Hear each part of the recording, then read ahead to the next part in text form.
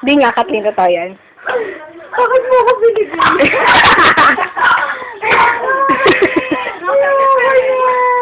Namumula. Tingin nga. Lalo naman yung... Ay, sa'yo. Ako, buta. Ano nangyari sa'yo, Joyce? Ako, ito namumula. Pinabunutan ako kasi. Tapos, nadalan ako dalawang stone. Pinatata ka ito.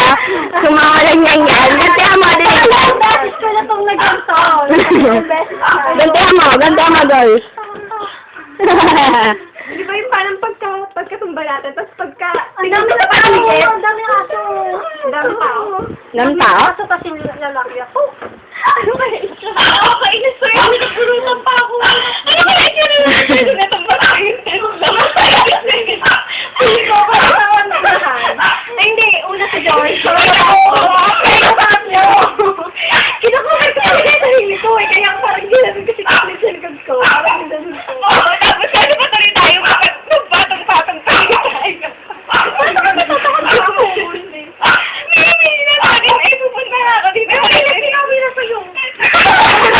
Hello, guys. Hello, guys. Hindi ba? Ano, offer mo nga. Sarili mo. Ah? Basta meron kasi pagdating na aso, tapos ikaw sobra-sobra ka, takot na takot. Tapos ang agad yung maglakad. Ay, nakakala ko man. Ganyan! Napag-damag ko nga eh. Bakit dito? Tapos Tingin. ano yung malaking kahoy. Awa naman yung Yung malaking Kathleen. press ng ano, phone. Ay, ako pinakamawa. Sana sa ilalim eh.